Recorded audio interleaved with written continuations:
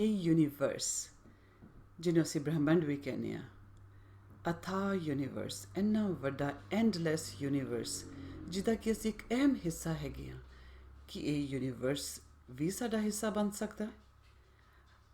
ਆਓ ਇੱਕ ਨਜ਼ਰ ਮਾਰੀਏ।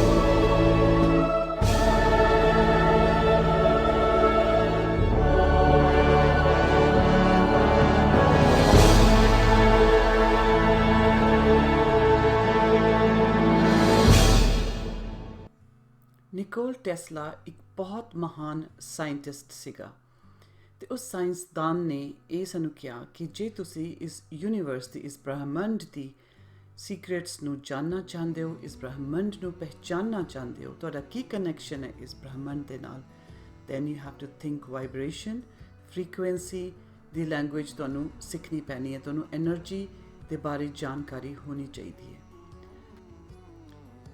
ਸਾਊਂਡ ਵਾਈਬ੍ਰੇਸ਼ਨਸ ਦੇ ਵਿੱਚ ਬਹੁਤ ਹੀ ਜ਼ਬਰਦਸਤ ਹੀਲਿੰਗ ਪਾਵਰ ਹੁੰਦੀ ਹੈ, ਬਸ਼ਰਤੇ ਕਿ ਉਹ ਰਾਈਟ ਕਿਸਮ ਦੀਆਂ ਫ੍ਰੀਕੁਐਂਸੀ ਦੇ ਉੱਪਰ ਆਪਰੇਟ ਕਰ ਰਹੀਆਂ ਹੋਣ। ਜਿਸ ਤਰੀਕੇ ਨਾਲ ਅਸੀਂ ਫ੍ਰੀਕੁਐਂਸੀ ਨੂੰ ਵਧਾਉਂਦੇ ਜਾਵਾਂਗੇ, ਸਾਊਂਡ ਵਾਈਬ੍ਰੇਸ਼ਨਸ ਨੂੰ ਵਧਾਉਂਦੇ ਜਾਵਾਂਗੇ, ਅਤੇ ਜਿਹੜੇ ਪੈਟਰਨਸ ਨੇ ਜਿਹੜੇ ਬਣ ਰਹੇ ਨੇ, ਤੁਸੀਂ ਐਕਸਪੈਰੀਮੈਂਟ ਆਪਣੇ ਆਪ ਵੀ ਕਰ ਸਕਦੇ ਹੋ, ਉਹ ਡਿਜ਼ਾਈਨਸ ਸ਼ਾਰਪਰ ਅਤੇ ਬਰਾਈਟਰ ਹੁੰਦੇ ਜਾਣਗੇ। ਹਰ ਇੱਕ ਚੀਜ਼ ਦੀ, ਹਰ ਇੱਕ ਲਿਵਿੰਗ ਥਿੰਗ ਦੀ ਆਪਣੀ ਇੱਕ ਐਨਰਜੀ ਹੁੰਦੀ ਹੈ, ਇੱਕ ਫ੍ਰੀਕੁਐਂਸੀ ਹੁੰਦੀ ਹੈ। ਸਾਡੀ ਧਰਤੀ ਦੀ ਵੀ ਇੱਕ ਫ੍ਰੀਕੁਐਂਸੀ ਹੈਗੀ ਹੈ, ਜਿਹਨੂੰ ਅਸੀਂ ਸ਼ੂਮਨ ਰੈਜ਼ੋਨੈਂਸ ਐਨਰਜੀ ਕਹਿੰਦੇ ਹਾਂ। ਸਾਡੀ ਇੱਕ ਇਨਸਾਨ ਦੇ ਸਰੀਰ ਦੀ ਵੀ ਇੱਕ ਐਨਰਜੀ ਲੈਵਲ ਹੁੰਦੀ, ਇੱਕ ਫ੍ਰੀਕੁਐਂਸੀ ਲੈਵਲ ਹੁੰਦੇ ਹੈ, ਜਿਹੜੀ ਕਿ ਕਹਿੰਦੇ ਆ 62 ਤੋਂ ਲੈ ਕੇ 72 ਹਰਟਜ਼ ਤੱਕ ਹੁੰਦੀ ਹੈ। ਇਸੇ ਤਰੀਕੇ ਨਾਲ ਤੁਸੀਂ ਮਿਊਜ਼ਿਕ ਦੀ ਜਿਹੜੀ ਡਿਫਰੈਂਟ ਫ੍ਰੀਕੁਐਂਸੀਜ਼ ਹੁੰਦੀਆਂ, ਉਹ ਕੁਝ ਹੀਲਿੰਗ ਫ੍ਰੀਕੁਐਂਸੀਜ਼ ਹੁੰਦੀਆਂ ਨੇ, ਕੁਝ ਕਲੈਂਜ਼ਿੰਗ ਫ੍ਰੀਕੁਐਂਸੀਜ਼ ਹੁੰਦੀਆਂ ਨੇ। ਕਿਹੜੀ ਫ੍ਰੀਕੁਐਂਸੀ ਤੁਹਾਡੇ ਨਾਲ ਰੈਜ਼ੋਨੇਟ ਕਰਦੀ ਹੈ, ਇਹ ਤੁਸੀਂ ਆਪ ਲੱਭ ਸਕਦੇ ਹੋ। ਇਸੇ ਕਰਕੇ ਜਿਹੜਾ ਮਿਊਜ਼ਿਕ ਹੁੰਦਾ ਹੈ, ਸਾਨੂੰ ਹੀਲ ਵੀ ਕਰਦਾ ਹੈ, ਸਾਨੂੰ ਅਪਲਿਫਟ ਵੀ ਕਰਦਾ ਹੈ, ਅਤੇ ਸਾਡੇ ਮੂਡ ਦੇ ਉੱਪਰ ਉਹਦਾ ਬਹੁਤ ਜ਼ਿਆਦਾ ਇਫੈਕਟ ਪੈਂਦਾ ਹੈ। ਸਾਨੂੰ ਖੁਸ਼ ਵੀ ਕਰ ਸਕਦਾ ਹੈ, ਅਤੇ ਸਾਨੂੰ ਉਹ ਸੈਡ ਵੀ ਕਰ ਸਕਦਾ। ਸਾਊਂਡ ਦੇ ਵਿੱਚ ਇੰਨੀ ਪਾਵਰ ਹੈ।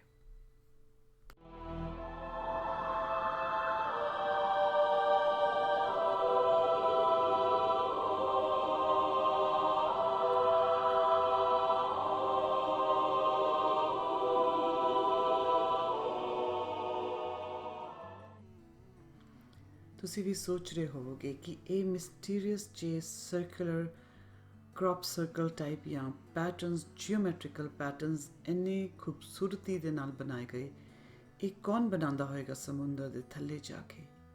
ਔਰ ਹੈਰਾਨੀ ਦੀ ਗੱਲ ਹੈ ਕਿ ਜਦੋਂ ਸਾਇੰਟਿਸਟ ਨੂੰ ਪਤਾ ਚੱਲਿਆ ਕਿ ਇੱਕ ਛੋਟੀ ਜਿਹੀ ਮੱਛੀ, ਜਿਹਨੂੰ ਕਿ ਅਸੀਂ ਪਫਰ ਫਿਸ਼ ਵੀ ਕਹਿੰਦੇ ਹਾਂ, ਸਪੈਸ਼ਲੀ ਜੈਪਨੀਜ਼ ਪਫਰ ਫਿਸ਼, ਉਹ ਆਪਣੇ ਛੋਟੇ ਛੋਟੇ ਪੰਖਾਂ ਨਾਲ, ਆਪਣੇ ਫਿਨਸ ਦੇ ਨਾਲ ਇੱਕ ਮੇਲ ਫਿਸ਼ ਆਪਣੀ ਫੀਮੇਲ ਨੂੰ ਅਟਰੈਕਟ ਕਰਨ ਵਾਸਤੇ ਇਹ ਇੰਨੀ ਜਿਓਮੈਟ੍ਰੀਕਲ ਪੈਟਰਨਸ ਬਣਾਉਂਦੀ ਹੈ। ਅਤੇ ਤੁਸੀਂ ਇਹ ਸੋਚੋ, ਇਹ ਯੂਨੀਵਰਸ ਕਿੰਨਾ ਹੀ ਵਿਰਾਟ, ਕਿੰਨਾ ਹੀ ਮਹਾਨ ਹੈਗਾ ਕਿ ਇੱਕ ਛੋਟੀ ਜਿਹੀ ਮੱਛੀ ਇੰਨਾ ਕੁਝ ਕਰ ਸਕਦੀ ਹੈ।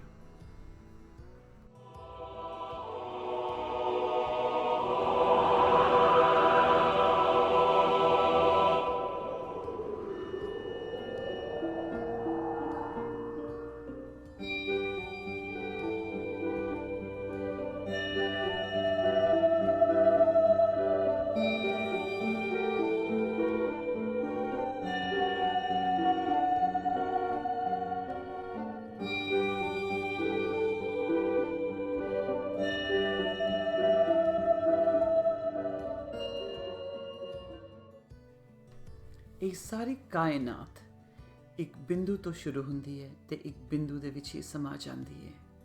ਇਸ ਧਰਤੀ 'ਤੇ ਜੀਵ ਜੰਤੂ ਜਿਹੜੇ ਰਹਿ ਰਹੇ ਨੇ, ਚਾਹੇ ਪਲੈਨਟਸ ਹੋਣ, ਚਾਹੇ ਧਰਤੀ ਤੋਂ ਉੱਪਰ ਸਾਡੀ ਸੋਲਰ ਬਾਡੀਜ਼ ਨੇ, ਉਹ ਜਾਂ ਸਮੁੰਦਰਾਂ ਦੇ ਥੱਲੇ ਜੀਵ ਜੰਤੂ ਜਿੰਨੇ ਵੀ ਨੇ, ਇਹ ਸਾਰੇ ਇੱਕ ਪੈਟਰਨ ਨੂੰ ਫੋਲੋ ਕਰਦੇ ਨੇ, ਇੱਕ ਜਿਓਮੈਟ੍ਰੀਕਲ ਪੈਟਰਨ ਨੂੰ ਫੋਲੋ ਕਰਦੇ ਨੇ। ਅਤੇ ਸਾਇੰਟਿਸਟ ਨੇ ਇਹਨਾਂ ਨੂੰ ਪੜ੍ਹਨ ਦੀ ਕੋਸ਼ਿਸ਼ ਕੀਤੀ, ਸਮਝਣ ਦੀ ਕੋਸ਼ਿਸ਼ ਕੀਤੀ। ਇੱਕ ਸਾਇੰਟਿਸਟ ਸੀਗਾ ਲਿਓਨਾਰਡੋ ਫੈਬਨੀਕੀ। ਇਸ ਸਾਇੰਟਿਸਟ ਨੇ ਕਾਫੀ ਸਟੱਡੀ ਕੀਤੀ ਅਤੇ ਦੇਖਿਆ ਕਿ ਸਾਡੀ ਜਿਹੜੀ ਨੇਚਰ ਹੈਗੀ ਹੈ, ਆਸ-ਪਾਸ ਸਾਡੇ ਪੇੜ ਪੌਦੇ, ਫਲਾਵਰਸ, ਫੁੱਲ, ਅਤੇ ਉਹਨਾਂ ਦੇ ਵਿੱਚ ਇੱਕ ਪੈਟਰਨ ਸੀਗਾ ਜਿਹੜਾ ਕਿ ਰਿਪੀਟ ਹੁੰਦਾ ਹੈ। ਅਤੇ ਉਹਨੇ ਉਸ ਚੀਜ਼ ਨੂੰ ਕਾਫੀ ਪੋਪੂਲਰਾਈਜ਼ ਕੀਤਾ ਅਤੇ ਦੁਨੀਆ ਦੇ ਸਾਹਮਣੇ ਲਿਆ ਕੇ ਰੱਖਿਆ। ਇਸੇ ਸਾਇੰਟਿਸਟ ਨੇ ਗੋਲਡਨ ਰੇਸ਼ੀਓ ਦੇ ਬਾਰੇ ਵੀ ਕਾਫੀ ਕੁਝ ਦੱਸਿਆ। ਗੋਲਡਨ ਰੇਸ਼ੀਓ ਜਾਂ ਗੋਲਡਨ ਮੀਨ ਇੱਕ ਐਸਾ ਮੈਥਮੈਟੀਕਲ ਫਾਰਮੂਲਾ ਹੈ ਜਿਹੜਾ ਕਿ ਸਾਨੂੰ ਸਾਡੀ ਨੇਚਰ ਦੇ ਵਿੱਚ ਬੜੀ ਆਸਾਨੀ ਦੇ ਨਾਲ ਮਿਲਦਾ ਹੈ, ਅਤੇ ਇਸ ਨੂੰ ਡਿਵਾਈਨ ਪ੍ਰਪੋਰਸ਼ਨ ਵੀ ਕਹਿੰਦੇ ਹੈ। ਅਤੇ ਇਹਦੇ ਨਾਲ ਇਹ ਸਾਰਾ ਕੁਝ ਸਿੱਖਣਾ, ਸਮਝਣਾ ਅਤੇ ਅੰਡਰਸਟੈਂਡ ਕਰਨਾ ਕਾਫੀ ਆਸਾਨ ਹੋ ਜਾਂਦਾ ਹੈ। ਅਤੇ ਇਸ ਦੇ ਬਾਰੇ ਸਦੀਆਂ ਤੋਂ ਕਾਫੀ ਖੋਜਬੀਨ ਚਲਦੀ ਆ ਰਹੀ ਹੈ। ਗੋਲਡਨ ਰੇਸ਼ੀਓ ਜ਼ਰੂਰ ਰਿਸਰਚ ਕਰਨਾ। 0 + 1 = 1, 1 + 1 = 2, 2 + 3 = 5, 5 + 3 = 8, so on and so forth। ਇਹ ਇੱਕ ਸੀਕੁਐਂਸ ਹੈ ਜਿਹਨੂੰ ਅਸੀਂ ਫਿਬੋਨਾਕੀ ਸੀਕੁਐਂਸ ਕਹਿੰਦੇ ਹਾਂ। ਇਹ ਮੈਥਮੈਟੀਕਲ ਸੀਕੁਐਂਸ ਨੇਚਰ ਦੇ ਵਿੱਚ ਇੰਨੇ ਵਧੀਆ ਤਰੀਕੇ ਨਾਲ ਇੰਪ੍ਰਿੰਟਡ ਹੈਗਾ ਕਿ ਜੇ ਅਸੀਂ ਫੁੱਲਾਂ ਦੀਆਂ ਪੱਤੀਆਂ ਨੂੰ ਦੇਖੀਏ, ਜਾਂ ਅਸੀਂ ਇੱਕ ਸਪਾਇਰਲਸ ਨੂੰ ਦੇਖੀਏ, ਜਾਂ ਆਪਣੀ ਕੁੰਡਲੀਨੀ ਨੂੰ, DNA ਨੂੰ ਦੇਖੀਏ, ਸਨਫਲਾਵਰ ਦੇ ਜਿਹੜੇ ਅੰਦਰ ਦੇ ਸਪਾਇਰਲਸ ਹੁੰਦੇ ਆ, ਉਹ ਵੀ ਫਿਬੋਨਾਕੀ ਨੂੰ ਫੋਲੋ ਕਰਦੇ ਨੇ, ਫਿਬੋਨਾਕੀ ਸੀਕੁਐਂਸ ਨੂੰ ਫੋਲੋ ਕਰਦੇ ਨੇ। ਪਾਈਨਐਪਲ ਫਰੂਟ ਦੇਖੋ, ਜੇ ਪਾਈਨਐਪਲ ਫਰੂਟ ਦੇ ਉੱਪਰ ਜਿਹੜੇ ਸਪਾਇਰਲਸ ਨੇ, ਉਹ ਵੀ ਫਿਬੋਨਾਕੀ ਸੀਕੁਐਂਸ ਨੂੰ ਫੋਲੋ ਕਰਦੇ ਨੇ। ਈਵਨ ਇਨ ਦ ਪਾਈਨ ਕੋਨ, ਕਾਇਨਾਤ ਦੇ ਵਿੱਚ ਹਰ ਇੱਕ ਚੀਜ਼ ਇੰਨੀ ਆਰਗੇਨਾਈਜ਼ਡ ਤਰੀਕੇ ਦੇ ਨਾਲ ਹੈਗੀ ਹੈ ਕਿ ਇਨਸਾਨ ਹੈਰਾਨ ਹੋ ਜਾਂਦਾ ਹੈ। ਇਸੇ ਤਰ੍ਹਾਂ 12 ਸਰਕਿਟਸ ਆਫ ਲਾਈਫ ਫੋਰਸ ਨੇ ਜੋ ਐਨਰਜੈਟਿਕ ਪੁਆਇੰਟਸ ਨੂੰ ਜੋੜਦੇ ਨੇ ਅਤੇ ਸਾਨੂੰ ਸੰਪੂਰਨਤਾ ਵੱਲ ਲੈ ਕੇ ਜਾਂਦੇ ਨੇ। ਇਹ 12 ਸਰਕਿਟ ਸਾਡੀ ਜ਼ਿੰਦਗੀ, ਸਾਡੇ ਸਰੀਰ ਦੇ ਅੰਦਰ ਉਹਨਾਂ ਪੁਆਇੰਟਸ ਨੂੰ ਜੋੜਦੇ ਨੇ ਜਿਹਦੇ ਨਾਲ ਅਸੀਂ ਇੱਕ ਸੈਲਫ ਫੁਲਫਿਲਮੈਂਟ ਦੀ ਤਰਫ ਆਸਾਨੀ ਦੇ ਨਾਲ ਮੁੜ ਸਕਨੇ ਹਾਂ। ਇਸੇ ਤਰ੍ਹਾਂ ਹੀ ਫਲਾਵਰ ਆਫ ਲਾਈਫ ਹੈਗਾ, ਇੱਕ ਬਹੁਤ ਹੀ ਇੰਟਰਸਟਿੰਗ ਤੱਥ ਜਿਹਦੇ ਵਿੱਚ ਇੱਕ ਜਿਓਮੈਟ੍ਰੀਕਲ ਈਵਨਲੀ ਸਪੇਸਡ ਸਰਕਲਸ ਹੁੰਦੇ ਨੇ, ਜੋ ਕਿ ਅਸੀਂ ਇੱਕ ਫੁੱਲ ਦੀ ਤਰ੍ਹਾਂ ਸਾਨੂੰ ਲੱਗਦੇ ਆ, ਅਸੀਂ ਉਹਨੂੰ ਫਲਾਵਰ ਆਫ ਲਾਈਫ ਕਹਿ ਸਕਦੇ ਹਾਂ। ਇਸੇ ਤਰ੍ਹਾਂ ਟਰੀ ਆਫ ਲਾਈਫ ਵੀ ਹੈਗਾ। ਆਈਨਸਟਾਈਨ ਤੋਂ ਲੈ ਕੇ ਹੁਣ ਤੱਕ ਦੇ ਵਿਗਿਆਨੀ ਬ੍ਰਹਿਮੰਡ ਦੇ ਆਗਾਜ਼ ਨੂੰ ਭਾਲਣ ਵਿੱਚ ਲੱਗੇ ਹੋਏ ਨੇ। ਯੂਨੀਵਰਸ ਭਾਵੇਂ ਜਿੰਨਾ ਮਰਜ਼ੀ ਵਿਸ਼ਾਲ ਹੋ ਜਾਏ, ਪਰ ਉਹ ਕੁਦਰਤੀ ਨਿਯਮਾਂ ਦਾ ਪਾਲਣ ਹਮੇਸ਼ਾ ਕਰਦਾ ਰਹਿੰਦਾ ਹੈ। ਵਿਗਿਆਨਿਕ ਹੋਣ ਚਾਹੇ ਸਪਿਰਿਚੁਅਲ ਸੀਕਰਸ ਜਾਂ ਬਾਕੀ ਖੋਜਬੀਨ, ਕਿੰਨੇ ਹੀ ਖੋਜਬੀਨ ਲੋਕਾਂ ਨੇ ਕੀਤੀ ਹੈ, ਬਹੁਤ ਕੁਝ ਕਰਕੇ ਦਿਖਾਇਆ, ਬਹੁਤ ਕੁਝ ਲੱਭ ਕੇ ਦਿਖਾਇਆ। ਇਸ ਸਾਰੀ ਨੌਲੇਜ ਜੋ ਇਹ ਖੋਜਬੀਨ ਤੋਂ ਨਤੀਜੇ ਨਿਕਲੇ ਨੇ, ਜਿਹਦੀ ਅਸੀਂ ਅੱਜ ਗੱਲਬਾਤ ਕੀਤੀ ਸੇਕਰਡ ਜਿਓਮੈਟਰੀ ਦੀ, ਇਹਨਾਂ ਚੀਜ਼ਾਂ ਦੀ, ਇਹਨਾਂ ਨੌਲੇਜ ਦੀ ਅਸੀਂ ਫਾਇਦਾ ਚੁੱਕ ਸਕਦੇ ਹਾਂ। ਇੱਕ ਆਮ ਇਨਸਾਨ ਆਪਣੀ ਜ਼ਿੰਦਗੀ ਨੂੰ ਇਹਨਾਂ ਨਿਯਮਾਂ ਦੇ ਨਾਲ ਇੱਕਮਿਕ ਹੋ ਕੇ ਸੰਪੂਰਨਤਾ ਵੱਲ ਲੈ ਕੇ ਜਾ ਸਕਦਾ ਹੈ। ਉਸ ਪਰਮ ਸ਼ਕਤੀ ਦੇ ਗੁਣਾਂ ਦਾ ਅਧਿਐਨ ਕਰਨਾ ਇੱਕ ਆਪਣੇ ਆਪ ਵਿੱਚ ਹੀ ਬਹੁਤ ਵੱਡੀ ਭਗਤੀ ਹੈ। ਜਿਉਂ-ਜਿਉਂ ਅੰਧ ਵਿਸ਼ਵਾਸ ਤੇ ਡਰ ਦਾ ਵਿਨਾਸ਼ ਹੋਏਗਾ, ਸਾਡੀ ਜ਼ਿੰਦਗੀ ਦੇ ਵਿੱਚ ਪ੍ਰਕਾਸ਼ ਉਨਾ ਹੀ ਜ਼ਿਆਦਾ ਆਏਗਾ। ਕੁਦਰਤ ਦੇ ਨਿਯਮ ਅਟਲ ਹਨ, ਉਹ ਬਦਲ ਨਹੀਂ ਸਕਦੇ। ਹਰ ਜੀਵ ਜੰਤੂ ਇਹਨਾਂ ਨਿਯਮਾਂ ਦੇ ਅਧੀਨ ਹੈ।